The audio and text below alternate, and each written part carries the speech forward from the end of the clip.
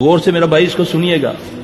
عرش کے خزانوں سے خزانہ نہ دوں، جنت کے خزانوں سے خزانہ نہ دوں. صحابہ نے عرض کی یا رسول اللہ ارشاد ہو صلی اللہ علیہ وسلم. آپ نے فرمایا لا حول ولا قوت الا باللہ، صرف اتنا، کوئی لمبی چوڑی نہیں. ہر بندہ اس کو ایک سیکنڈ میں، ایک منٹ میں کئی بار پڑھ سکتا ہے.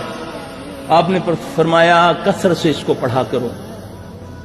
نہ اجازت نبی صلی اللہ علیہ وسلم سے، نہ وضو کی ضرورت، نہ کسی حالت کی ضرورت. کسی حالت میں بھی لا حول ولا قوت الا باللہ. اس کے پڑھنے سے اللہ 99 بیماریوں سے شفا دیتے ہیں. کتنی؟ 99، جس میں سب سے کم درجے کی بیماری غم و فکر ہے. اب بتائیں کہ انسان کے لیے سب سے بڑی بیماری کون سی ہے؟ غم و فکر.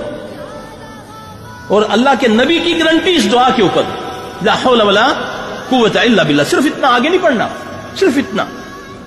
اب شیطان ملعون کو، لعنتی کو یقین ہے نبی کی بات پر کہ جو اس نے کہا حق ہے. اب اس خبیث نے کیا کیا؟